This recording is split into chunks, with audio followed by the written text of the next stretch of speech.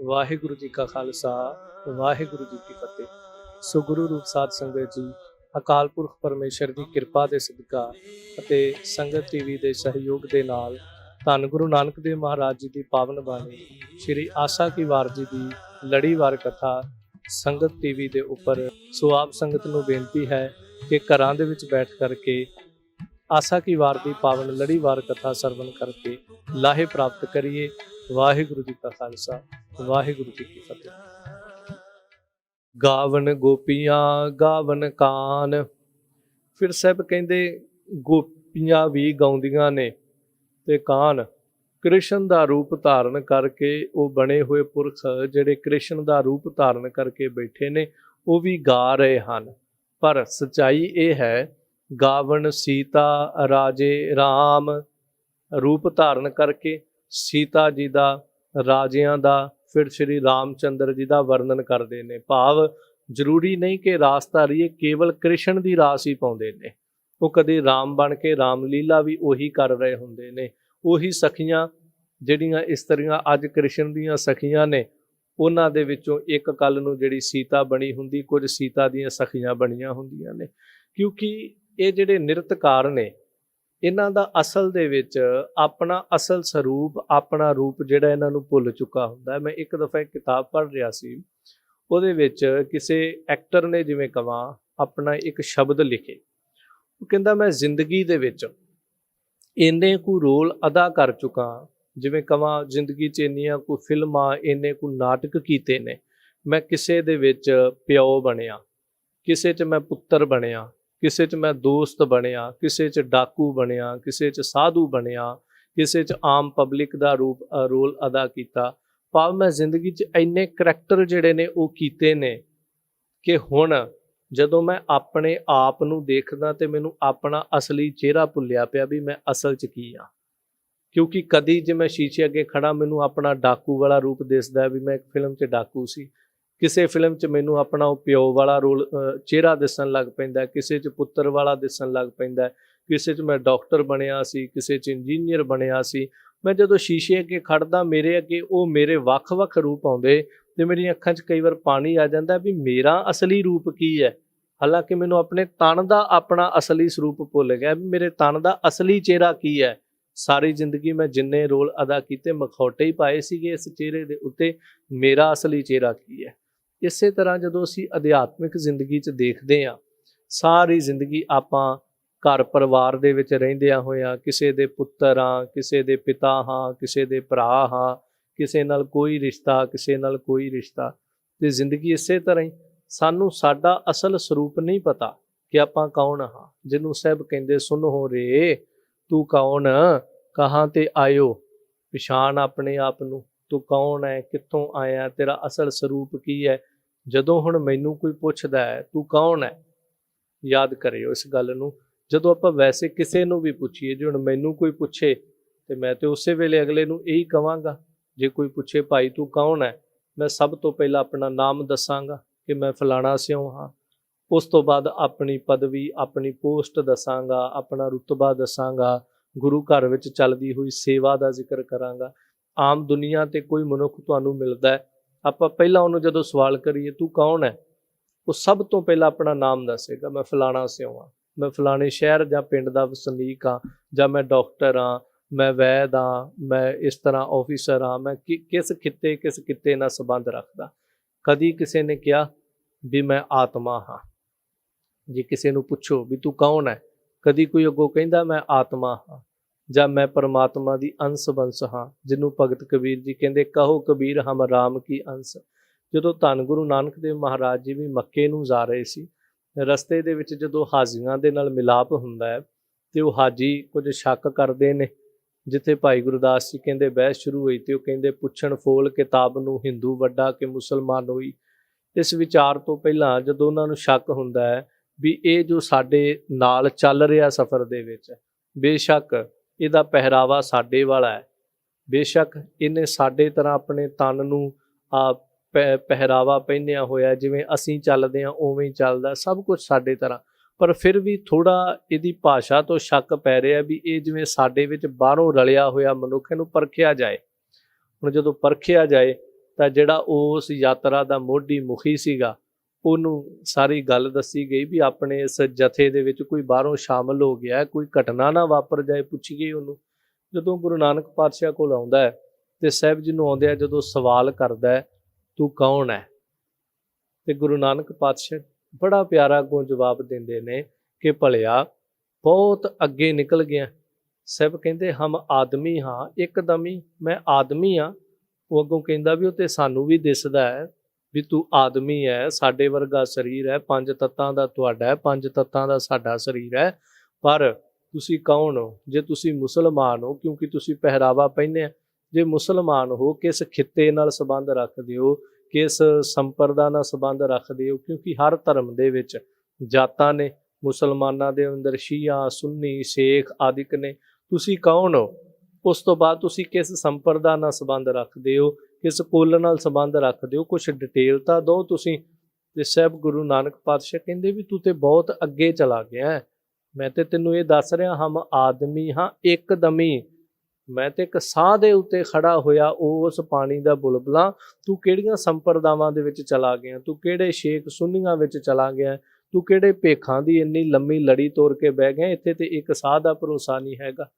ਇਸ ਲਈ ਗਰੀਬ ਨਵਾਜ ਸਾਹਿਬ ਸਾਨੂੰ ਇਹ ਸਮਝਾਉਂਦੇ ਪਏ ਨੇ ਇੱਥੇ ਵੀ ਕਿ ਉਸ ਕਰਤਾ ਅਕਾਲ ਪੁਰਖ ਪਰਮੇਸ਼ਰ ਨੂੰ ਵੱਖ-ਵੱਖ ਰਾਸਧਾਰੀਏ ਜਿਹੜੇ ਮੈਂ ਜ਼ਿਕਰ ਕਰ ਰਿਹਾ, ਕੋਈ ਸੀਤਾ ਬਣਦਾ ਹੈ, ਕੋਈ ਰਾਮ ਬਣਦਾ ਹੈ, ਕੋਈ ਕ੍ਰਿਸ਼ਨ ਬਣਦਾ ਹੈ, ਕੋਈ ਰਾਜੇ ਬਣਦੇ ਨੇ, ਪਰ ਅਸਲ ਦੇ ਵਿੱਚ ਆਪਣਾ ਸਰੂਪ ਉਹਨਾਂ ਨੂੰ ਭੁੱਲ ਚੁੱਕਾ ਹੁੰਦਾ। ਬੜੇ ਐਸੇ ਲੋਕ, ਆਪਾਂ ਵੀ ਮੈਂ ਜ਼ਿਕਰ ਕਰ ਰਿਹਾ, ਆਪਾਂ ਵੀ ਸੰਸਾਰ ਤੇ ਹਾਂ, ਸਾਨੂੰ ਆਪਣਾ ਅਸਲ ਸਰੂਪ ਹੀ ਭੁੱਲ ਚੁੱਕਾ ਹੈ ਕਿ ਮਨ ਤੂੰ ਜੋਤ ਸਰੂਪ ਹੈ, ਆਪਣਾ ਮੂਲ ਪਛਾਣ ਕਿ ਤੂੰ ਕੌਣ ਹੈ। ਬੰਦੇ ਖੋਜ ਦਿਲ ਹਰ ਰੋਜ਼, ਨਾ ਫਿਰ ਪਰੇਸ਼ਾਨੀ ਮਾਹੇ। ਆਪਣੇ ਆਪ ਨੂੰ ਰੋਜ਼ ਖੋਜਿਆ ਕਰ, ਇੱਕ ਦਿਨ ਖੋਜਿਆਂ ਗੱਲ ਨਹੀਂ ਬਣੇਗੀ। ਰੋਜ਼ ਆਪਣੇ ਆਪ ਨੂੰ ਖੋਜ, ਰੋਜ਼ ਆਪਣੇ ਅੰਦਰ ਸਰਚ ਕਰ, ਆਪਣੇ ਅੰਦਰ ਨੂੰ ਫਰੋਲ, ਫਿਰ ਤੈਨੂੰ ਪਤਾ ਲੱਗੇਗਾ ਤੂੰ ਕੌਣ ਹੈ। ਤਾਂ ਸਾਹਿਬ ਕਹਿੰਦੇ ਕੇਵਲ ਗਾ ਰਹੇ ਨੇ ਤੇ ਭੇਖ ਧਾਰਨ ਕਰਕੇ ਰਾਜਿਆਂ ਦਾ, ਸੀਤਾ ਦਾ, ਰਾਮ ਦਾ, ਕ੍ਰਿਸ਼ਨ ਦਾ, ਇਹ ਗੋਪੀਆਂ, ਇਹ ਕਾਨ ਦਾ ਰੂਪ ਧਾਰਨ ਕਰਕੇ ਫਿਰ ਨਾਲ ਦੇ ਗਵਾਲੇ ਜਿਹੜੇ ਸਿਰਫ ਵਰਣਨ ਕਰ ਰਹੇ, ਪਰ ਸੱਚਾਈ ਇਹ ਹੈ ਨਿਰਭਉ ਨਿਰੰਕਾਰ ਸਚ ਨਾਮ। ਉਹ ਅਕਾਲ ਪੁਰਖ ਪਰਮੇਸ਼ਰ ਜੋ ਨਿਰਭਉ ਹੈ, ਜੋ ਨਿਰੰਕਾਰ ਹੈ, ਜਿਸ ਦਾ ਆਕਾਰ, ਰੂਪ, ਚੱਕਰ, ਚਿੰਨ, ਵਰਨ ਆਦਿਕ ਕੁਛ ਨਹੀਂ ਹੈ, ਅਤੇ ਜਿਸ ਦਾ ਨਾਮ ਜਿਹੜਾ ਉਹ ਸੱਚ ਨਾਮ, ਜਿਸ ਦਾ ਨਾਮ ਜਿਹੜਾ ਉਹ ਸੱਚਾ ਹੈ। ਭਾਈ ਆ ਤੁਸੀਂ ਜੋ ਕੁਛ ਕਰਦੇ ਪਏ ਹੋ ਨਾ, ਇਹਦੇ ਨਾਲ ਉਸ ਨਿਰਭਉ ਦੀ ਪ੍ਰਾਪਤੀ ਨਹੀਂ ਹੋ ਸਕਦੀ। ਇਹਦੇ ਨਾਲ ਠੀਕ ਹੈ ਤੁਹਾਡਾ ਗੁਜ਼ਾਰਾ ਹੋ ਜਾਏਗਾ, ਤੁਹਾਨੂੰ ਲੋਕ ਮਾਇਆ ਦੇ ਦੇਣਗੇ, ਤੁਹਾਡਾ ਘਰ ਪਰਿਵਾਰ ਸੋਹਣਾ ਚੱਲ ਜਾਏਗਾ, ਇਹਦੇ ਨਾਲ ਨਾ ਤੇ ਤੁਹਾਨੂੰ ਕੋਈ ਪ੍ਰਾਪਤੀ ਹੋਣੀ, ਤੇ ਜੇ ਤੁਸੀਂ ਕਹੋ ਅਸੀਂ ਇਹ ਨਾਟਕ ਖੇਡ ਕੇ ਦੁਨੀਆ ਨੂੰ ਧਰਮ ਦੇ ਰਾਹ ਤੇ ਤੋਰ ਦੇਵਾਂਗੇ, ਤੇ ਤੁਹਾਡੇ ਨਾਲ ਖੇਡਿਆਂ ਹੋਇਆਂ ਨਾਟਕਾਂ ਨਾਲ ਵੀ ਦੁਨੀਆ ਦੇ ਅੰਦਰ ਧਰਮ ਨਹੀਂ ਜੀ ਆਉਣ ਲੱਗਾ। ਕਿਉਂਕਿ ਦੁਨੀਆ ਸਿਰਫ ਤਮਾਸ਼ਾ ਦੇਖਦੀ ਹੈ, ਤੇ ਤਮਾਸ਼ਾ ਵੇਖ ਕੇ ਕਦੀ ਮੰਜ਼ਲਾਂ ਜਿਹੜੀਆਂ ਧਰਮ ਦੀਆਂ ਉਹ ਪ੍ਰਾਪਤ ਨਹੀਂ ਹੁੰਦੀਆਂ। ਉਹ ਸੱਚਾ ਨਾਮ ਜਿਹੜਾ ਪ੍ਰਾਪਤ ਨਹੀਂ ਹੁੰਦਾ, ਉਹ ਨਿਰਭਉ ਨਿਰੰਕਾਰ ਪਰਮੇਸ਼ਰ ਨਾਲ ਨਹੀਂ ਜੁੜਿਆ ਜਾਂਦਾ। ਕੈਸਾ ਹੈ ਪਰਮਾਤਮਾ? ਸਾਹਿਬ ਕਹਿੰਦੇ ਜਾ ਕਾ ਕੀਆ ਸਗਲ ਜਹਾਨ। ਜਿਸ ਪਰਮਾਤਮਾ ਦਾ ਪੈਦਾ ਕੀਤਾ ਇਹ ਸਾਰਾ ਜਹਾਨ ਹੈ, ਇੱਕ ਇੱਕ ਕਣ ਤੋਂ ਲੈ ਕਰਕੇ, ਕੀੜੀ ਤੋਂ ਲੈ ਕਰਕੇ ਹਾਥੀ ਪਰਯੰਤ ਤੱਕ, ਹਰ ਇੱਕ ਜੀਵ, ਹਰ ਇੱਕ ਚੀਜ਼, ਹਰ ਇੱਕ ਕਣ ਜ਼ਰਰਾ ਉਸ ਅਕਾਲ ਪੁਰਖ ਪਰਮੇਸ਼ਰ ਦਾ ਪੈਦਾ ਕੀਤਾ ਹੈ। ਬੇਸ਼ੱਕ ਮਨੁੱਖੀ ਅਗਿਆਨਤਾ ਜਾਂ ਅਗਿਆਨੀ ਮਨ ਦਾ ਸੁਭਾਅ ਇਹ ਸ਼ਬਦ ਕਹਿ ਦਿੰਦਾ ਕਿ ਅਸੀਂ ਆਹ ਚੀਜ਼ ਬਣਾਈ ਜੀ, ਆਪਾਂ ਕਹਿੰਦੇ ਮੈਂ ਘਰ ਬਣਾਇਆ, ਮੈਂ ਕੋਠੀ ਬਣਾਈ, ਮੈਂ ਫਲਾਣੀ ਚੀਜ਼ ਬਣਾਈ, ਮੈਂ ਅੱਜ ਉਹ ਚੀਜ਼ ਬਣਾਈ। ਚਲੋ ਇਹ ਵੱਡੀਆਂ ਬਾਤਾਂ। ਰੋਜ਼ਮਰਾ ਜੀਵਨ ਦੇ ਵਿੱਚ ਇੱਕ ਰਸੋਈ ਦੇ ਵਿੱਚ ਕੰਮ ਕਰਨ ਵਾਲੀ ਇਸਤਰੀ, ਬੀਬੀ, ਭੈਣ, ਬੱਚੀ ਜਿਹੜੀ, ਉਹ ਇਸ ਸ਼ਬਦ ਨੂੰ ਦਿਨ 'ਚ ਕਿੰਨੀ ਵਾਰ ਦੁਹਰਾਉਂਦੀ ਹੈ, ਮੈਂ ਅੱਜ ਆਹ ਚੀਜ਼ ਬਣਾਈ, ਮੈਂ ਅੱਜ ਉਹ ਚੀਜ਼ ਬਣਾਈ। ਪਰ ਸਾਹਿਬ ਕਹਿੰਦੇ ਬਣਿਆ ਤੇ ਸਾਰਾ ਕੁਝ ਪਹਿਲਾਂ ਹੀ ਪਿਆ ਹੈ, ਕਿਉਂਕਿ ਉਸ ਕਰਤਾ ਪੁਰਖ ਪਰਮੇਸ਼ਰ ਨੇ ਜਾ ਕਾ ਕੀਆ ਸਗਲ ਜਹਾਨ, ਇਹ ਸਾਰਾ ਸੰਸਾਰ ਉਹਦਾ ਹੀ ਕੀਤਾ ਹੋਇਆ। ਹੁਣ ਇੱਕ ਬੰਦਾ ਮਿੱਟੀ ਲੈ ਕਰਕੇ, 4 ਇੱਟਾਂ ਲੈ ਕਰਕੇ ਉਹਨਾਂ ਨੂੰ ਲਿਪ ਪੋਚ ਕੇ ਖੜੀਆਂ ਕਰ ਦਿੰਦਾ ਤੇ ਕਹਿੰਦਾ ਵੀ ਹਾਂ ਮੈਂ ਘਰ ਬਣਾ ਦਿੱਤਾ, ਪਰ ਤੂੰ ਮਿੱਟੀ ਨਹੀਂ ਸੀ ਬਣਾਈ, ਮਿੱਟੀ ਤੇ ਪਰਮੇਸ਼ਰ ਨੇ ਬਣਾਈ। ਮਿੱਟੀ ਨੂੰ ਗੁੰਨਣ ਵਾਸਤੇ ਪਾਣੀ ਪਾਇਆ ਗਿਆ, ਤੂੰ ਪਾਣੀ ਤੇ ਨਹੀਂ ਸੀ ਬਣਾਇਆ।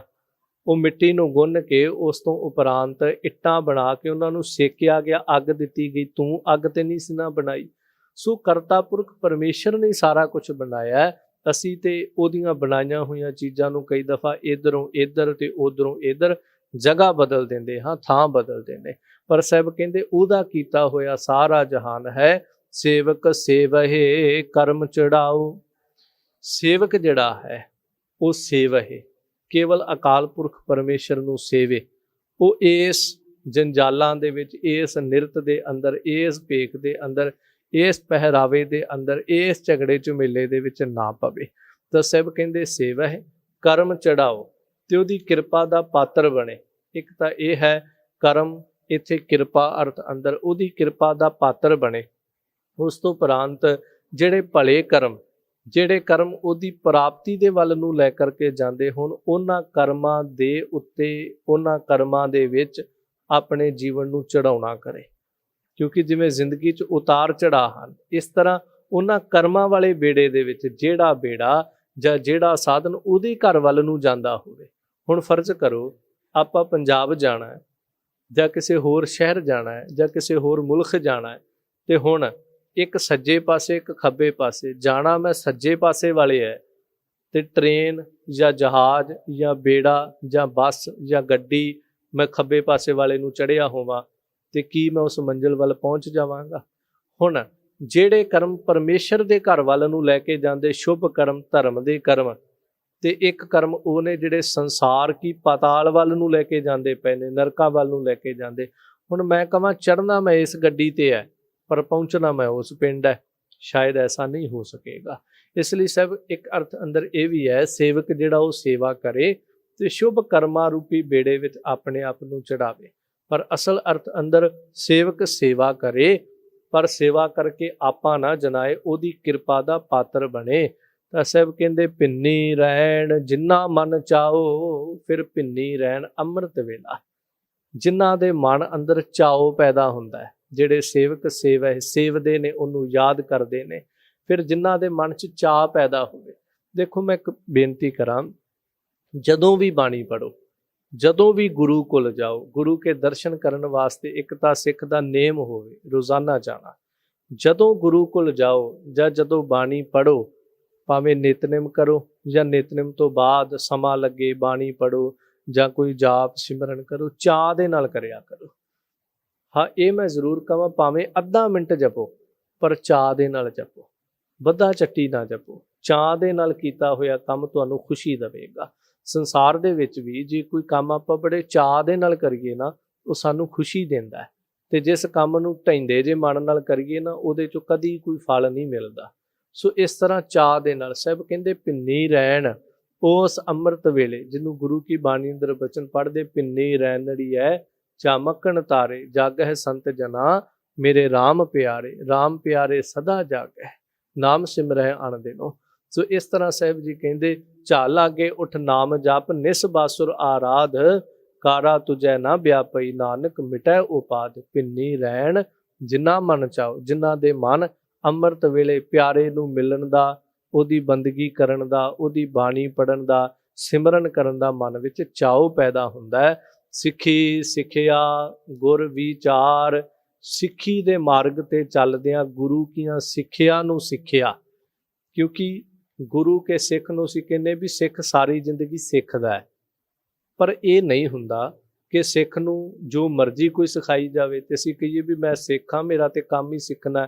ਹੁਣ ਕੋਈ ਮਾੜੇ ਕੰਮ ਕਰਨੇ ਸਿਖਾ ਦੇਵੇ, ਕੋਈ ਚੋਰੀਆਂ ਕਰਨੀਆਂ ਆਖੇ ਆ ਮੈਂ ਤੈਨੂੰ ਚੋਰੀਆਂ ਕਰਨੀਆਂ ਸਿਖਾਉਣਾ, ਤੇ ਮੈਂ ਕਹਾਂ ਹਾਂ ਵੀ ਮੈਂ ਸਿੱਖ ਹਾਂ ਤੇ ਸਿੱਖ ਦਾ ਕੰਮ ਹੈ ਸਾਰੀ ਜ਼ਿੰਦਗੀ ਸਿੱਖਣਾ, ਚੱਲ ਠੀਕ ਹੈ ਮੈਂ ਚੋਰੀ ਕਰਨੀ ਸਿੱਖ ਲੈਣਾ। ਕੋਈ ਆਖੇ ਆ ਜਾ ਤੈਨੂੰ ਠੱਗੀ ਮਾਰਨੀ ਸਿਖਾਉਣਾ, ਤੈਨੂੰ ਦੁਨੀਆ ਨਾਲ ਧੋਖਾ ਕਰਨਾ ਸਿਖਾਉਣਾ, ਤੈਨੂੰ ਛਲ ਫਰੇਬ ਕਰਨੇ ਸਿਖਾਉਣਾ, ਤੇ ਮੈਂ ਕਹਾਂ ਹਾਂ ਬਈ ਮੈਂ ਸਿੱਖ ਹਾਂ, ਮੈਨੂੰ ਸਿੱਖਣਾ ਜਿਹੜਾ ਮੇਰਾ ਉਹ ਸੁਭਾਅ ਹੈ, ਸਿੱਖਣਾ ਮੇਰਾ ਫਰਜ਼ ਹੈ, ਚੱਲ ਮੈਂ ਤੇਰੇ ਤੋਂ ਸਿੱਖਦਾ। ਨਹੀਂ, ਜਿਹੜਾ ਗੁਰੂ ਕੀਆਂ ਸਿੱਖਿਆਵਾਂ ਨੂੰ ਸਿੱਖੇ, ਜੋ ਗੁਰੂ ਕੇ ਸਿਧਾਂਤਾਂ ਨੂੰ ਸਿੱਖੇ, ਜੋ ਗੁਰੂ ਕੀ ਬਾਣੀ ਨੂੰ ਸਿੱਖੇ, ਜੋ ਜੀਵਨ ਜਿਉਣ ਦੀ ਕਲਾ ਗੁਰੂ ਤੋਂ ਸਿੱਖੇ, ਤਾਂ ਸਾਹਿਬ ਕਹਿੰਦੇ ਸਿੱਖੀ ਕੀ ਹੈ? ਸਿੱਖਿਆ। ਕੈਸੀ ਸਿੱਖਿਆ? ਗੁਰ ਵਿਚਾਰ, ਗੁਰੂ ਕੇ ਸ਼ਬਦ ਦਾ ਵਿਚਾਰ ਤੇ ਗੁਰੂ ਕੇ ਸ਼ਬਦ ਦੇ ਵਿੱਚੋਂ ਮਿਲੀ ਹੋਈ ਸਿੱਖਿਆ ਨੂੰ ਗ੍ਰਹਿਣ ਕਰਦਾ ਰਵੇ। ਨਦਰੀ ਕਰਮ ਲੰਘਾਏ ਪਾਰ। ਫਿਰ ਇਸ ਤਰ੍ਹਾਂ ਨਦਰੀ ਕਰਮ ਉਸ ਕਰਤਾ ਅਕਾਲ ਪੁਰਖ ਪਰਮੇਸ਼ਰ ਦੀ ਨਦਰ ਮਿਲਦੀ, ਨਦਰ ਰੂਪੀ ਕਰਮ ਕਿਰਪਾ ਮਿਲਦੀ, ਜਦੋਂ ਇਹ ਸਾਰਾ ਕੁਝ ਕਰੀਏ, ਉਹ ਸਿੱਖੀ ਧਾਰਨ ਕਰਕੇ ਸਿੱਖਿਆ ਲਈਏ, ਗੁਰੂ ਕੇ ਸ਼ਬਦ ਦਾ ਵਿਚਾਰ ਕਰੀਏ, ਤਾਂ ਸਾਹਿਬ ਗੁਰੂ ਨਾਨਕ ਪਾਤਸ਼ਾਹ ਕਹਿੰਦੇ ਉਹਦੀ ਕਿਰਪਾ ਮਿਲਦੀ। ਜਿਸ ਕਿਰਪਾ ਦੇ ਸਦਕਾ ਲੰਘਾਏ ਪਾਰ, ਉਹ ਗੁਰੂ ਕੀ ਕਿਰਪਾ ਇਸ ਸੰਸਾਰ ਸਮੁੰਦਰ ਤੋਂ ਪਾਰ ਲੰਘਾਉਂਦੀ ਹੈ। ਹੁਣ ਜਦੋਂ ਇਹ ਬਚਨ ਸਾਹਿਬ ਨੇ ਕਹੇ ਤੇ ਸਵਾਲ ਕਰਨ ਵਾਲਾ ਕਹਿੰਦਾ, ਮਹਾਰਾਜ ਜੇ ਇਹ ਸਾਰਾ ਕੁਝ ਜਿਹੜਾ ਹੈ ਇੰਨਾ ਨਿਰਤ ਕਰਦੇ, ਇੰਨਾ ਨੱਚਦੇ ਟੱਪਦੇ ਨੇ, ਕੀ ਇਹ ਸਾਰਾ ਕੁਝ ਫਿਰ ਇਹਦਾ ਮਤਲਬ ਵਿਅਰਥ ਹੀ ਹੈ? ਸਾਹਿਬ ਕਹਿੰਦੇ ਬਿਲਕੁਲ। ਨੱਚਣ ਦੇ ਨਾਲ, ਘੁੰਮਣ ਦੇ ਨਾਲ, ਪੁਆਟਣੀਆਂ ਲੈਣ ਨਾਲ ਜੇ ਰੱਬ ਮਿਲਦਾ ਹੋਵੇ ਤਾਂ ਫਿਰ ਜਿਸ ਤਰ੍ਹਾਂ ਗੁਰੂ ਕੇ ਬਚਨ ਭਗਤਾਂ ਕੀ ਬਾਣੀ ਅੰਦਰ ਵੀ ਪੜ੍ਹਦੇ, ਜਦੋਂ ਭਗਤ ਜੀ ਨੇ ਇਹ ਸ਼ਬਦ ਕਿਹਾ, ਕਿਆ ਨਾਂਗੇ ਕਿਆ ਬਾਧੇ ਚਾਮ, ਜੋ ਨਹੀਂ ਚੀਨਸ ਆਤਮ ਰਾਮ, ਕਿ ਜੇ ਭਾਈ ਨੰਗੇ ਰਹਿਣ ਨਾ ਰੱਬ ਮਿਲਦਾ ਹੋਏ, ਨਗਨ ਫਿਰਤ ਜੋ ਪਾਈਐ ਜੋਗ, ਬਨ ਕਾ ਮਿਰਗ ਮੁਕਤ ਸਭ ਹੋਗ। ਜੇ ਨੰਗੇ ਰਹਿਣ ਨਾ ਰੱਬ ਮਿਲਦਾ ਹੋਵੇ ਤੇ ਜੰਗਲ ਦੇ ਸਾਰੇ ਪਸ਼ੂ ਆਦਿਕ ਜਿਹੜੇ ਨੇ ਉਹ ਮੁਕਤ ਹੋ ਜਾਣੇ ਚਾਹੀਦੇ। ਬਿੰਦ ਰਾਖ ਜੋ ਤਰੀਐ ਭਾਈ, ਖੁਸਰੈ ਕਿਉਂ ਨਾ ਪਰਮਗਤ ਪਾਈ। ਜੇ ਆਪਣੇ ਬਿੰਦ ਨੂੰ ਰਾਖ ਕੰਟਰੋਲ ਕਰਕੇ ਤਰਨਾ ਹੁੰਦਾ ਹੋਵੇ ਤੇ ਖੁਸਰਾ ਕਿਉਂ ਨਾ ਹੁਣ ਤੱਕ ਤਰ ਜਾਂਦਾ। ਸੋ ਇਸ ਤਰ੍ਹਾਂ ਜਿਵੇਂ ਭਗਤਾਂ ਨੇ ਵੀ ਸਮੇਂ ਦੇ ਉੱਤੇ ਵੱਖ-ਵੱਖ ਤਰੀਕੇ ਨਾਲ ਚੋਟ ਮਾਰੀ, ਗੁਰੂ ਨਾਨਕ ਪਾਤਸ਼ਾਹ ਕਹਿੰਦੇ ਜੇ ਘੁੰਮਣ ਦੇ ਨਾਲ, ਪੁਆਟਣੀਆਂ ਲੈਣ ਨਾਲ ਰੱਬ ਮਿਲਦਾ ਹੋਵੇ ਤਾਂ ਭਲਿਓ ਕੋਹਲੂ, ਚਰਖਾ, ਚੱਕੀ, ਚੱਕ, ਕੋਹਲੂ ਵੀ ਕਿੰਨਾ ਘੁੰਮਦਾ ਹੈ। ਕੋਹਲੂ 'ਚ ਸਰੋਂ ਪਾਈ ਹੋਵੇ ਤੇ ਕਈ ਘੰਟਿਆਂ ਘੁੰਮਦਾ ਹੈ। ਇੱਕ ਸਰੋਂ ਦਾ ਤੇਲ ਪੂਰਾ ਨਿਕਲਦਾ ਪੂਰਾ, ਹੋਰ ਉਤੋਂ ਪੀਪਾ ਭਰ ਕੇ ਪਾ ਦਿੰਦੇ, ਸਾਰਾ ਦਿਨ ਹੀ ਘੁੰਮੀ ਜਾਂਦਾ। ਪਹਿਲੇ ਸਮਿਆਂ ਦੇ ਵਿੱਚ ਤੇ ਕੋਹਲੂ ਬਲਦਾਂ ਦੇ ਨਾਲ ਘੁਮਾਇਆ ਜਾਂਦਾ ਸੀ, ਉਹ ਗੇੜੇ ਘੱਟ ਖਾਂਦਾ ਸੀ। ਤੇ ਅੱਜ ਕੱਲ੍ਹ ਤੇ ਕੋਹਲੂ ਤੇ ਮੋਟਰ ਲੱਗੀ ਹੈ, ਪਤਾ ਹੀ ਨਹੀਂ ਵਿਚਾਰੇ ਦੇ 1 ਸੈਕਿੰਡ ਦੇ ਵਿੱਚ ਕਿੰਨੇ ਗੇੜੇ ਆ ਜਾਂਦੇ। ਪਹਿਲਾਂ ਤੇ ਚਲੋ ਕਹਿ ਸਕਦੇ ਸੀ ਵੀ 1 ਮਿੰਟ ਦੇ ਵਿੱਚ ਇੱਕ ਬਲਦ ਜਿਹੜਾ ਇੱਕ ਹੀ ਚੱਕਰ ਜਿਹਾ ਪੂਰਾ ਕਰਦਾ ਹੈ ਤੇ ਬਹੁਤ ਥੋੜੇ ਗੇੜੇ ਆਉਂਦੇ ਨੇ, ਪਰ ਅੱਜ ਦੇ ਸਮੇਂ ਦੇਖੀਏ ਤੇ 1 ਸਕਿੰਟਾਂ ਦੇ ਵਿੱਚ ਕਈ ਚੱਕਰ ਖਾ ਜਾਂਦਾ ਕੋਹਲੂ। ਫਿਰ ਚਰਖਾ ਵੀ ਘੁੰਮਦਾ, ਚਰਖੇ ਨੂੰ ਬੀਬੀਆਂ ਆਪਣੀ ਉਂਗਲ ਨਾਲ ਘੁਮਾਉਂਦੀਆਂ ਸਨ, ਸੂਤ ਕੱਤਦੀਆਂ ਸਨ। ਫਿਰ ਸਾਹਿਬ ਕਹਿੰਦੇ ਚੱਕੀ ਵੀ ਘੁੰਮਦੀ ਹੈ ਤੇ ਚੱਕ ਵੀ ਘੁੰਮਦਾ ਹੈ। ਜੋ ਚੱਕ ਘੁਮਿਆਰ ਪਵਾਇਆ, ਜਦੋਂ ਘੁਮਿਆਰ ਭਾਂਡੇ ਬਣਾਉਂਦਾ ਹੈ ਤੇ ਉਹ ਵੀ ਚੱਕ ਨੂੰ ਕਿੰਨਾ ਜ਼ੋਰ ਦੇ ਨਾਲ ਉਹ ਡੰਡਾ ਲਾ ਕੇ ਉਹਨੂੰ ਪਹਿਲਾਂ ਪੂਰਾ ਤਾਣ, ਪੂਰਾ ਜ਼ੋਰ ਲਾ ਕੇ ਉਹਨੂੰ ਘੁਮਾਉਂਦਾ ਹੈ। ਫਿਰ ਉਹਦੇ ਵਿੱਚੋਂ ਮਿੱਟੀ ਜਿਹੜੀ ਉਹ ਬਾਹਰ ਜਦੋਂ ਨਿਕਲਦੀ, ਉਹਨੂੰ ਵੱਖ-ਵੱਖ ਆਕਾਰ, ਸ਼ੇਪ ਜਿਹੜੀ ਉਹ ਦਿੰਦਾ ਹੈ। ਸਾਹਿਬ ਕਹਿੰਦੇ ਚਰਖਾ ਵੀ ਘੁੰਮਦਾ ਹੈ, ਕੋਹਲੂ ਵੀ ਘੁੰਮਦਾ ਹੈ, ਚੱਕੀ ਵੀ ਘੁੰਮਦੀ ਹੈ, ਚੱਕ ਵੀ ਘੁੰਮਦਾ ਹੈ। ਫਿਰ ਥਲ ਵਾਰੋਲੇ ਬਹੁਤ ਅਨੰਤ, ਫਿਰ ਮਾਰੂਥਲ ਦੇ ਵਿੱਚ ਜਦੋਂ ਵਾਵਰੋਲੇ ਆਉਂਦੇ ਨੇ, ਬਹੁਤ ਅਨੰਤ, ਬਹੁਤ ਆਉਂਦੇ ਨੇ, ਇੱਕ ਨਹੀਂ। ਫਿਰ ਜਦੋਂ ਆਉਂਦੇ ਨੇ ਕਿੰਨੇ ਕਿੰਨੇ ਵੱਡੇ ਵਾਵਰੋਲੇ, ਬਚਪਨ 'ਚ ਆਪਾਂ ਆਮ ਦੇਖੇ ਨੇ। ਸੋ ਵਾਵਰੋਲਾ ਆਉਣਾ, ਕਿੰਨੀ ਮਿੱਟੀ ਜਿਹੜੀ ਹੈ ਉਹਦੇ ਵਿੱਚ, ਮਿੱਟੀ, ਕਾਗਜ਼, ਫਿਰ ਹੋਰ ਚੰਗੀਆਂ ਹਲਕੀਆਂ ਚੀਜ਼ਾਂ ਵੱਡੇ ਵੱਡੇ ਆਕਾਰ ਦੀਆਂ ਜੇ ਹੋਣ, ਉਹ ਕਈ ਦਫਾ ਵਾਵਰੋਲਾ ਇੰਨਾ ਸ਼ਕਤੀਸ਼ਾਲੀ, ਪਾਵਰਫੁਲ ਹੁੰਦਾ ਸੀ ਕਿ ਛੋਟੇ ਬੂਟਿਆਂ ਨੂੰ ਵੀ ਪੁੱਟ ਕੇ ਆਪਣੇ ਵਿੱਚ ਘੁਮਾਉਣ ਲੱਗ ਪੈਂਦਾ ਸੀ। ਉਸ ਵਾਵਰੋਲੇ ਨੂੰ ਦੇਖਣਾ, ਹਵਾ ਦਾ ਇੱਕ ਗੋਲ ਆਕਾਰ ਘੁੰਮੀ ਜਾਣਾ, ਉਹਦੇ ਵਿੱਚ ਕਾਗਜ਼, ਉਹਦੇ ਵਿੱਚ ਮਿੱਟੀ, ਪਤਾ ਹੀ ਨਹੀਂ ਕੀ ਕੁਛ ਜਿਹੜਾ ਉਹ ਗੋਲ ਰੂਪ ਦੇ ਵਿੱਚ ਚੱਕਰ ਕੱਟੀ ਜਾਣਾ, ਘੁੰਮੀ ਜਾਣਾ। ਮਾਰੂਥਲ ਵਿੱਚ ਸਾਹਿਬ ਕਹਿੰਦੇ ਵਾਵਰੋਲੇ ਬੜੇ ਘੁੰਮਦੇ ਨੇ। ਫਿਰ ਲਾਟੂ, ਮਾਧਾਣੀਆਂ, ਅਨਗਾਹ, ਲਾਟੂ ਵੀ ਘੁੰਮਦੇ ਪਏ ਨੇ। ਲਾਟੂ ਸ਼ਾਇਦ ਅੱਜ ਕੱਲ੍ਹ ਬੱਚਿਆਂ ਨੂੰ ਪਤਾ ਹੋਵੇ ਜਾਂ ਨਾ, ਬਚਪਨ ਦੇ ਵਿੱਚ ਆਪਾਂ ਬੜੇ ਲਾਟੂ, ਜਿਹੜੇ ਲੱਕੜ ਦਾ ਲਾਟੂ ਹੋਣਾ, ਉਹਨੂੰ ਰੱਸੀ ਪਾ ਕੇ ਤੇ ਚੰਗੀ ਤਰ੍ਹਾਂ ਰੱਸੀ ਨੂੰ ਇਕੱਠੀ ਕਰਕੇ ਫਿਰ ਇੱਕਦਮ ਜਦੋਂ ਰੱਸੀ ਨੂੰ ਖਿੱਚ ਕੇ ਛੱਡਣਾ, ਉਹਨੂੰ ਜ਼ਮੀਨ 'ਤੇ ਸੁੱਟਣਾ, ਉਹਨੇ ਘੁੰਮਣ ਲੱਗ ਪੈਣਾ ਲਾਟੂ ਨੇ। ਫਿਰ ਉਸ ਤੋਂ ਬਾਅਦ ਲੱਕੜ ਦੇ ਲਾਟੂ ਘੁਮਾਉਣੇ ਵੀ ਬੱਚਿਆਂ ਅੰਦਰ ਕਲਾ ਬਹੁਤ ਘਟ ਗਈ ਹੈ। ਫਿਰ ਪਲਾਸਟਿਕ ਦੇ ਆ ਗਏ, ਉਹ ਇੱਕ ਇਸ ਤਰ੍ਹਾਂ ਦਾ ਹੁੰਦਾ ਸੀ ਜਿਹਨੂੰ ਹੱਥ ਦੇ ਨਾਲ ਉੱਤੋਂ ਫੜ ਕੇ ਡੰਡੀ ਤੋਂ ਜ਼ੋਰ ਦੇ ਨਾਲ, ਇਸ ਤਰ੍ਹਾਂ ਜਿਵੇਂ ਆਪਾਂ ਚੁਟਕੀ ਮਾਰਦੇ ਹਾਂ, ਇੰਜ ਜ਼ੋਰ ਦੇ ਨਾਲ ਘੁਮਾਉਣਾ, ਉਹਨੇ ਜ਼ਮੀਨ 'ਤੇ ਘੁੰਮੀ ਜਾਣਾ। ਫਿਰ ਇੰਜ ਵੀ ਹੋ ਜਾਣਾ ਜਿਵੇਂ ਕੋਈ ਬਟਨ ਹੋਣਾ, ਉਹਨੂੰ ਜਦੋਂ ਨੱਪ ਕੇ ਜ਼ਮੀਨ 'ਤੇ ਛੱਡਣਾ, ਉਹ ਲਾਟੂ ਨੇ ਕਿੰਨਾ ਕਿੰਨਾ ਚਿਰ ਧਰਤੀ ਦੇ ਉੱਤੇ ਘੁੰਮੀ ਜਾਣਾ, ਆਪਣੇ ਹੱਥ ਦੀ ਤਲੀ 'ਤੇ ਵੀ ਘੁਮਾਉਣਾ। ਸਭ ਕਹਿੰਦੇ ਲਾਟੂ ਘੁੰਮਦਾ ਹੈ। ਮਧਾਣੀ ਜਦੋਂ ਚਾਟੀ ਦੇ ਵਿੱਚ ਪਾਈ ਹੁੰਦੀ ਤਾਂ ਮਧਾਣੀਆਂ ਕਿਵੇਂ ਘੁੰਮਦੀਆਂ ਨੇ। ਸਵਾਣੀ ਕਦੀ ਇੱਧਰਲੀ ਰੱਸੀ ਖਿੱਚਦੀ, ਕਦੀ ਇੱਧਰਲੀ ਰੱਸੀ ਖਿੱਚਦੀ। ਪਹਿਲਾਂ ਰੱਸੀ ਨਾਲ ਮਧਾਣੀ ਚਲਾਈ ਜਾਂਦੀ ਸੀਗੀ, ਜਦੋਂ ਬਹਿ ਕੇ ਬੀਬੀ ਜਿਹੜੀ ਹੱਥ ਦੇ ਵਿੱਚ ਫੜ ਕੇ ਦੋਨੋਂ ਪਾਸੇ ਰੱਸੀਆਂ ਗੁੱਟੀਆਂ ਪਾ ਕੇ, ਫਿਰ ਮੋਟਰਾਂ ਦੇ ਨਾਲ ਜਦੋਂ ਅੱਜ ਦੇਖਦੇ ਹਾਂ, ਮੋਟਰ ਵਾਲੀ ਮਧਾਣੀ ਜਦੋਂ ਚਾਟੀ ਦੇ ਵਿੱਚ ਪੈਂਦੀ ਹੈ, ਸਵਿਚ ਆਨ ਹੁੰਦਾ, ਫਿਰ ਕਿੰਨੇ ਕੁ ਉਹਦੇ ਗੇੜੇ ਜਾਂਦੇ ਨੇ, ਇਸ ਗੱਲ ਦੀ ਗਿਣਤੀ ਨਹੀਂ ਹੋ ਪਾਉਂਦੀ। ਸੋ ਸਾਹਿਬ ਕਹਿੰਦੇ ਮਧਾਣੀਆਂ ਵੀ ਘੁੰਮਦੀਆਂ ਨੇ, ਲਾਟੂ ਵੀ ਘੁੰਮਦੇ ਨੇ, ਅਨਗਾਹ, ਫਿਰ ਅਨਗਾਹ, ਇਹ ਸਾਰੇ ਜਿਹੜੇ ਨੇ ਗਾਉਂਦੇ ਪਏ ਹਨ। ਫਿਰ ਅਨਗਾਹ, ਇੱਕ ਇਹ ਵੀ ਅਰਥ ਵਿਦਵਾਨਾਂ ਨੇ ਕੀਤਾ ਹੈ ਕਿ ਧਰਤੀ ਦੇ ਉੱਤੇ ਅੰਨ ਗਾਹ, ਜਦੋਂ ਅੰਨ ਨੂੰ ਗਾਹਿਆ ਜਾਂਦਾ ਹੈ, ਭਾਵ ਕਿ ਹੁਣ ਤੇ ਚਲੋ ਤਕਨੀਕਾਂ ਵੱਖਰੀਆਂ, ਮਸ਼ੀਨਾਂ ਨੇ, ਖੇਤ ਦੇ ਵਿੱਚ ਹੀ ਸਾਰਾ ਅਨਾਜ ਕਣਕ ਜਿਹੜੀ ਉਹ ਵੱਖ ਹੋ ਜਾਂਦੀ ਹੈ ਤੇ ਉਹਦਾ ਜਿਹੜਾ ਬਾਕੀ ਉੱਪਰ ਲੱਗਾ ਹੋਇਆ ਛਿਲਕਾ ਜਾਂ ਸਿੱਟੇ ਉਹ ਸਾਰੇ ਅਲੱਗ ਹੋ ਜਾਂਦੇ ਨੇ, ਪਰਾਲੀ ਵੱਖਰੀ ਡਿੱਗ ਪੈਂਦੀ ਹੈ। ਪਰ ਪਹਿਲਾਂ ਅੰਨ ਜਿਹੜਾ ਸੀ ਉਹਨੂੰ ਲੈ ਕਰਕੇ ਕੱਟ ਕਰਕੇ ਝਾੜਿਆ ਜਾਂਦਾ ਸੀ, ਬੋਹਲ ਦੇ ਵਿੱਚ ਪਾ ਕਰਕੇ ਉਹਨੂੰ ਗਾਹਿਆ ਜਾਂਦਾ ਸੀ, ਫਿਰ ਜਾ ਕਰਕੇ ਕਿਤੇ ਸਿੱਟਿਆਂ ਦੇ ਵਿੱਚੋਂ ਦਾਣੇ ਅਲੱਗ ਹੋਣੇ, ਜਾਂ ਵਿਛਾ ਕਰਕੇ ਉੱਤੇ ਬਲਦਾਂ ਨੂੰ ਤੋਰਿਆ ਜਾਣਾ। ਸਾਰਾ ਦਿਨ ਬਲਦਾਂ ਨੇ ਜਾਂ ਮਨੁੱਖਾਂ ਨੇ ਉਹਨਾਂ ਦੇ ਉੱਤੇ ਤੁਰਨਾ, ਤੇ ਜਿਵੇਂ ਉਹਦੇ ਤੇ ਤੁਰਨਾ ਫਿਰ ਉਹ ਦਾਣੇ ਜਿਹੜੇ ਸੀ ਉਹ ਵੱਖ ਹੋ ਜਾਂਦੇ ਸੀ। ਜਿਵੇਂ ਕਦੇ ਇੰਡੀਆ ਦੇ ਵਿੱਚ ਆਪਾਂ ਦੇਖਿਆ ਹੋਵੇ, ਕਣਕ ਦਾ ਜਦੋਂ ਮੌਸਮ ਹੁੰਦਾ ਹੈ ਤੇ ਕੁਝ ਲੋਕ ਸਿੱਟੇ ਚੁਗ ਕੇ ਖੇਤਾਂ ਦੇ ਵਿੱਚੋਂ ਸੜਕ ਦੇ ਉੱਤੇ ਵਿਛਾ ਦਿੰਦੇ ਨੇ। ਉਹ ਸਾਰਾ ਦਿਨ ਉਹਨਾਂ ਸਿੱਟਿਆਂ ਦੇ ਉੱਤੋਂ ਜਦੋਂ ਗੱਡੀਆਂ ਲੰਘਦੀਆਂ ਨੇ, ਲੋਕ ਲੰਘਦੇ ਨੇ, ਤੇ ਉਹਦੇ ਨਾਲ ਉਹ ਸਿੱਟੇ ਜਿਹੜੇ ਨੇ ਉਹਨਾਂ ਦੇ ਵਿੱਚੋਂ ਦਾਣੇ ਅਲੱਗ ਹੋ ਜਾਂਦੇ। ਇਸ ਤਰ੍ਹਾਂ ਪੁਰਾਣੇ ਸਮਿਆਂ ਦੇ ਵਿੱਚ ਬੋਹਲ ਦੇ ਵਿੱਚ ਪਾ ਕਰਕੇ ਗਾਹਿਆ ਜਾਂਦਾ ਸੀ ਅਨਾਜ ਨੂੰ, ਜਿਸ ਦੇ ਨਾਲ ਉਹ ਵੱਖ ਹੁੰਦਾ ਸੀ। ਤਾਂ ਸਾਹਿਬ ਕਹਿੰਦੇ ਉਹ ਬੋਹਲ ਦੇ ਵਿੱਚ ਫਿਰ ਉਹ ਸਾਰਾ ਕੁਝ ਜਿਹੜਾ ਬੜਾ ਘੁੰਮ ਰਿਹਾ, ਫਿਰ ਬਲਦ ਵੀ ਘੁੰਮਦੇ ਪਏ ਨੇ ਜਿਹੜੇ ਉਸ ਅਨਾਜ ਨੂੰ ਗਾਹ ਰਹੇ ਹਨ। ਪੰਛੀ ਭੌਂਦੀਆ ਲੈਣ ਨਾ ਸਾਹ, ਫਿਰ ਪੰਛੀ ਭੌਂਦੇ ਨੇ, ਭਾਵ ਕਿ ਪੰਛੀ ਘੁੰਮਦੇ ਨੇ। ਐਸੇ ਪੰਛੀ ਜਿਹੜੀ ਇੱਲ ਹੈ ਉਹ ਤੁਸੀਂ ਵੇਖੋ ਕਦੀ, ਕਿੰਨਾ ਲੰਮਾ ਸਮਾਂ ਆਸਮਾਨ ਦੇ ਵਿੱਚ ਸਵੇਰ ਤੋਂ ਲੈ ਕੇ ਕਈ ਦਫਾ ਸ਼ਾਮ ਤੱਕ ਆਸਮਾਨ ਦੇ ਵਿੱਚ ਘੁੰਮੀ ਜਾ ਰਹੀ, ਉਹ ਜ਼ਮੀਨ ਤੇ ਹੀ ਨਹੀਂ ਆਉਂਦੀ। ਫਿਰ ਕਬੂਤਰਾਂ ਦੀਆਂ ਉਡਾਰੀਆਂ ਤੁਸੀਂ ਭਾਰਤ ਦੇ ਵਿੱਚ ਬਹੁਤ ਦੇਖੀਆਂ ਹੋਣਗੀਆਂ, ਖਾਸ ਕਰਕੇ ਪੰਜਾਬ ਵਿੱਚ। ਕਬੂਤਰਾਂ ਦੀ ਉਡਾਰੀ ਦੇ ਮੈਚ ਲੱਗਦੇ ਸੀ, ਬੜੇ ਬੜੇ ਵੱਡੇ ਟੂਰਨਾਮੈਂਟ ਹੁੰਦੇ ਸੀ, ਤੇ ਉਹਦੇ ਵਿੱਚ ਕੀ ਦੇਖਣਾ ਜੀ, ਅੱਜ ਕਬੂਤਰਾਂ ਦੀ ਉਡਾਰੀ ਹੈ, ਸਵੇਰ ਤੋਂ ਕਬੂਤਰ ਆਸਮਾਨ ਦੇ ਵਿੱਚ ਉਡਾਉਣੇ, ਤੇ ਜਿਹੜਾ ਸਾਰਿਆਂ ਤੋਂ ਬਾਅਦ ਵਿੱਚ ਥੱਲੇ ਉਤਰੇਗਾ ਉਹ ਜੇਤੂ। ਸਾਰਾ ਦਿਨ ਕਬੂਤਰ ਜਿਹੜੇ ਸੀ ਉੱਡਦੇ ਰਹਿੰਦੇ ਸੀ ਵਿਚਾਰੇ। ਜੇ ਉਹਨਾਂ ਨੇ ਥੋੜ੍ਹਾ ਜਿਹਾ ਜ਼ਮੀਨ ਵੱਲ ਆਉਣਾ ਤੇ ਉਹਨਾਂ ਦਾ ਪਾਲਣਹਾਰਾ ਮਾਲਕ ਜਿਹੜਾ ਉਹ ਜ਼ਮੀਨ ਤੋਂ ਆਵਾਜ਼ਾਂ ਕਰਕੇ, ਚੀਕਾਂ ਮਾਰ ਕੇ ਉਹਨਾਂ ਨੂੰ ਫਿਰ ਉਤਾਂ ਮੋੜ ਦਿੰਦਾ ਸੀ ਡਰਾ ਕਰਕੇ। ਇੰਝ ਸਾਰਾ ਦਿਨ ਆਸਮਾਨ 'ਚ ਘੁੰਮਦੇ ਰਹਿੰਦੇ ਸੀ। ਇੱਲਾਂ ਸਾਰਾ ਦਿਨ ਘੁੰਮਦੀਆਂ ਨੇ। ਹੋਰ ਬੜੇ ਪੰਛੀ ਨੇ ਜਿਹੜੇ ਸਾਰਾ ਦਿਨ ਹੀ ਘੁੰਮਦੇ ਰਹਿੰਦੇ ਨੇ। ਫਿਰ ਭੌਰਾ ਸਾਰਾ ਦਿਨ ਕਮਲ ਫੁੱਲ ਦੇ ਉੱਤੇ ਮੰਡਰਾਉਂਦਾ ਰਹਿੰਦਾ, ਸਾਰਾ ਦਿਨ ਉਹਦੇ ਉੱਤੇ ਘੁੰਮਦਾ ਰਹਿੰਦਾ। ਸਭ ਕਹਿੰਦੇ ਸਾਹ ਨਹੀਂ ਲੈਂਦੇ, ਇੱਲ ਸਾਰਾ ਦਿਨ ਘੁੰਮਦੀ ਰਹਿੰਦੀ, ਸਾਹ ਤੱਕ ਨਹੀਂ। ਇਹ ਮਤਲਬ ਨਹੀਂ ਉਹ ਸਰੀਰ ਦੇ ਵਿੱਚ ਸਾਹ ਨਹੀਂ ਲੈਂਦੀ।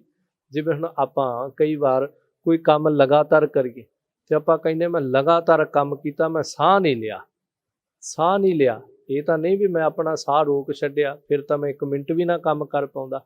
ਮਤਲਬ ਮੈਂ ਵਿੱਚੋਂ ਸਟਾਪ ਨਹੀਂ ਕੀਤਾ, ਮੈਂ ਵਿੱਚੋਂ ਰੁਕਿਆ ਨਹੀਂ ਆ, ਮੈਂ ਕੰਟੀਨਿਊ ਚੱਲਿਆ ਉਸ ਕੰਮ ਦੇ ਵਿੱਚ। ਸਭ ਕਹਿੰਦੇ ਇਸ ਤਰ੍ਹਾਂ ਪੰਛੀ ਭੌਂਦੀਆਂ ਲੈਣ ਨਾ ਸਾਹ, ਪੰਛੀ ਆਦਿਕ ਆਸਮਾਨ ਵਿੱਚ ਪਾਉਂਦੇ, ਉਹ ਸਾਹ ਤੱਕ ਨਹੀਂ ਲੈਂਦੇ, ਉਹ ਰੁਕਦੇ ਤੱਕ ਨਹੀਂ ਹਨ। ਫਿਰ ਸੂਐ ਝਾੜ ਭਵਾਈਏ ਜੰਤ, ਫਿਰ ਸੂਐ ਝਾੜ, ਸੂਆ ਭਾਵ ਤੁਸੀਂ ਦੇਖਿਆ ਹੋਵੇ ਤਾਂ ਤੋਤੇ ਨੂੰ ਜਿਵੇਂ ਕਹਿ ਲਓ ਇੱਕ ਵਿਸ਼ੇਸ਼ ਪ੍ਰਕਿਰਿਆ ਦੇ ਤਹਿਤ ਉਹਨੂੰ ਪੇਟੀ ਬੰਨ੍ਹ ਕੇ, ਬੁਲਬੁਲ ਨੂੰ ਪੇਟੀ ਬੰਨ੍ਹ ਕੇ ਆਸਮਾਨ ਦੇ ਵਿੱਚ ਉਡਾਇਆ ਜਾਂਦਾ ਸੀ। ਬੰਨਿਆ ਹੁੰਦਾ ਸੀ, ਉਹਨੂੰ ਉੱਡਦਾ ਸੀ, ਪਰ ਉਹ ਜ਼ਿਆਦਾ ਦੂਰੀ ਤੱਕ ਨਹੀਂ ਸੀ ਜਾ ਸਕਦਾ। ਉਹ ਤਾਂ ਕਿ ਜਿਹੜੇ ਸ਼ਿਕਾਰੀ ਨੇ, ਜਿਨ੍ਹਾਂ ਪੰਛੀਆਂ ਦਾ ਵੱਡਿਆਂ ਦਾ ਸ਼ਿਕਾਰ ਕਰਨਾ ਹੁੰਦਾ ਮਾਲਕ ਨੇ, ਉਹ ਉਹਨਾਂ ਨੂੰ ਦੇਖ ਕਰਕੇ ਉਹਨਾਂ ਦੇ ਵੱਲ ਆਉਂਦੇ ਸੀ, ਫਿਰ ਉਹਨਾਂ ਨੂੰ ਥੱਲੇ ਖਿੱਚ ਲਿਆ ਜਾਂਦਾ ਸੀ। ਜੇ ਇੱਕ ਤੁਸੀਂ ਹੋਰ ਸੌਖੀ ਉਦਾਹਰਨ ਦੇਖੋ, ਜਿਹੜੇ ਕਬੂਤਰ ਪਾਲਦੇ ਨੇ ਉਹ ਛਤਰੀ ਦੇ ਉੱਤੇ ਕਬੂਤਰ ਦੇ ਪੰਜੇ ਨੂੰ ਕਈ ਦਫਾ ਧਾਗਾ ਬੰਨ੍ਹ ਕੇ ਤੇ ਉਹਨੂੰ ਉਡਾਉਂਦੇ ਨੇ। ਉਹ ਛਤਰੀ ਤੋਂ ਉੱਡਦਾ, ਜਦੋਂ 10-15 ਫੁੱਟ ਤਾਂ ਚਲਾ ਜਾਂਦਾ, ਉਹਨੂੰ ਫਿਰ ਥੱਲੇ ਖਿੱਚਣ ਆਉਣਾ ਪੈਂਦਾ। ਕਿਉਂ? ਕਿਉਂਕਿ ਉਹਦੇ ਪੈਰ ਨੂੰ ਧਾਗਾ ਪਾਇਆ। ਸੋ ਇਸ ਤਰ੍ਹਾਂ ਪੰਛੀਆਂ ਨੂੰ ਬੜੇ ਪੁਰਾਣੇ ਸਮਿਆਂ ਅੰਦਰ ਸਾਹਿਬ ਕਹਿੰਦੇ ਸੂਐ ਝਾੜ ਭਵਾਈਐ ਜੰਤ, ਸੂਐ ਇੱਕ ਤੋਤਾ, ਫਿਰ ਸੂਏ ਦੇ ਉੱਤੇ ਚਾੜ ਕਰਕੇ ਇਹਨਾਂ ਪੰਛੀਆਂ ਨੂੰ ਜਿਹੜਾ ਉਹ ਭਵਾਇਆ ਜਾਂਦਾ ਸੀ। ਨਾਨਕ ਭੌਂਦੇ ਆ ਗਣਤ ਨਾ ਅੰਤ, ਇਹਨਾਂ ਕੁ ਭੌਂਦੇ ਸੀ, ਸਭ ਕਹਿੰਦੇ ਇਹਨਾਂ ਦਾ ਕੋਈ ਅੰਤ ਨਹੀਂ ਆਉਂਦਾ। ਪਿੱਛੇ ਸਾਰਿਆਂ ਦਾ ਜ਼ਿਕਰ ਕੀਤਾ, ਇਕੱਲੇ ਪੰਛੀਆਂ ਦੀ ਗੱਲ ਨਹੀਂ। ਜੇ ਚਰਖਾ ਘੁੰਮਦਾ, ਕੋਹਲੂ ਘੁੰਮਦਾ, ਚੱਕੀ ਘੁੰਮਦੀ ਹੈ, ਚੱਕ ਘੁੰਮਦਾ ਹੈ, ਜਾਂ ਫਿਰ ਇੱਕ ਪੌਣ ਚੱਕੀ ਜੋ ਤੁਸੀਂ ਖੁੱਲ੍ਹੇ ਮਾਰੂਥਲ ਦੇ ਵਿੱਚ ਰੇਗਿਸਤਾਨ ਵਰਗੇ ਇਲਾਕਿਆਂ 'ਚ ਵੇਖੀ ਹੋਏਗੀ, ਬਹੁਤ ਵੱਡਾ ਪੱਖਾ ਜਿਹੜਾ ਕਈ ਫੁੱਟ ਉੱਚਾ, ਉਹ ਫਿਰ ਪੌਣ ਦੇ ਨਾਲ ਹਵਾ ਦੇ ਨਾਲ ਚੱਲਦਾ, ਉਹਨੂੰ ਪੌਣ ਚੱਕੀ ਕਹਿੰਦੇ ਨੇ। ਉਹ ਬਿਜਲੀ ਪੈਦਾ ਕਰਦਾ, ਉਹ 24 ਘੰਟੇ ਘੁੰਮੀ ਜਾ ਰਿਹਾ ਹੁੰਦਾ। ਸੋ ਇਸ ਤਰ੍ਹਾਂ ਸਭ ਕਹਿੰਦੇ ਸਾਰਾ ਕੁਛ ਜਿਹੜਾ ਹੈ ਵਾਵਰੂਲੇ ਘੁੰਮਦੇ, ਲਾਟੂ ਮਧਾਣੀਆਂ ਫਿਰ ਪੰਛੀ ਆਦਿਕ, ਫਿਰ ਸੂਏ ਝਾੜ ਪਵਾਈਏ ਜਨ, ਤੇ ਸਾਰਾ ਕੁਝ ਘੁੰਮ ਰਿਹਾ ਹੈ। ਨਾਨਕ ਪਾਉਂਦਿਆਂ ਗਣਤ ਨਾ ਅੰਤ। ਇੰਨਾ ਘੁੰਮ ਰਿਹਾ ਹੈ ਕਿ ਇਹਨਾਂ ਦੇ ਚੱਕਰ ਕੋਈ ਗਿਣਤੀ ਵਿੱਚ ਨਹੀਂ ਆ ਰਹੇ, ਇਹਨਾਂ ਦੀਆਂ ਲਈਆਂ ਪੁਆਟਣੀਆਂ ਕੋਈ ਗਿਣਤੀ ਵਿੱਚ ਨਹੀਂ ਆ ਰਹੀਆਂ। ਇਸ ਤਰ੍ਹਾਂ ਗਰੀਬ ਨਵਾਜ ਸਾਹਿਬ ਕਹਿੰਦੇ, ਜੇ ਸਿਰਫ ਘੁੰਮਣ ਦੇ ਨਾਲ, ਪੁਆਟਣੀਆਂ ਲੈਣ ਨਾਲ, ਚੱਕਰ ਖਾਣ ਨਾਲ ਪ੍ਰਮਾਤਮਾ ਦੀ ਪ੍ਰਾਪਤੀ ਹੁੰਦੀ ਹੋਵੇ ਤਾਂ ਬਹੁਤ ਕੁਝ ਜਿਹੜਾ ਹੈ ਇਸ ਧਰਤੀ ਦੇ ਉੱਤੇ ਘੁੰਮੀ ਜਾ ਰਿਹਾ ਹੈ। ਵਾਹਿਗੁਰੂ ਜੀ ਕਾ ਖਾਲਸਾ, ਵਾਹਿਗੁਰੂ ਜੀ ਕੀ ਫਤਿਹ। ਸੋ ਗੁਰੂ ਰੂਪ ਸਾਧ ਸੰਗਤ ਜੀ, ਅਕਾਲ ਪੁਰਖ ਪਰਮੇਸ਼ਰ ਦੀ ਕਿਰਪਾ ਦੇ ਸਦਕਾ ਅਤੇ ਸੰਗਤ ਟੀਵੀ ਦੇ ਸਹਿਯੋਗ ਦੇ ਨਾਲ ਧੰਨ ਗੁਰੂ ਨਾਨਕ ਦੇਵ ਮਹਾਰਾਜ ਜੀ ਦੀ ਪਾਵਨ ਬਾਣੀ ਸ਼੍ਰੀ ਆਸਾ ਕੀ ਵਾਰ ਜੀ ਦੀ ਲੜੀਵਾਰ ਕਥਾ ਸੰਗਤ ਟੀਵੀ ਦੇ ਉੱਪਰ। ਸੋ ਆਪ ਸੰਗਤ ਨੂੰ ਬੇਨਤੀ ਹੈ ਕਿ ਘਰਾਂ ਦੇ ਵਿੱਚ ਬੈਠ ਕਰਕੇ ਆਸਾ ਕੀ ਵਾਰ ਦੀ ਪਾਵਨ ਲੜੀਵਾਰ ਕਥਾ ਸਰਵਣ ਕਰਕੇ ਲਾਹੇ ਪ੍ਰਾਪਤ ਕਰੀਏ। ਵਾਹਿਗੁਰੂ ਜੀ ਕਾ ਖਾਲਸਾ, ਵਾਹਿਗੁਰੂ ਜੀ ਕੀ ਫਤਿਹ।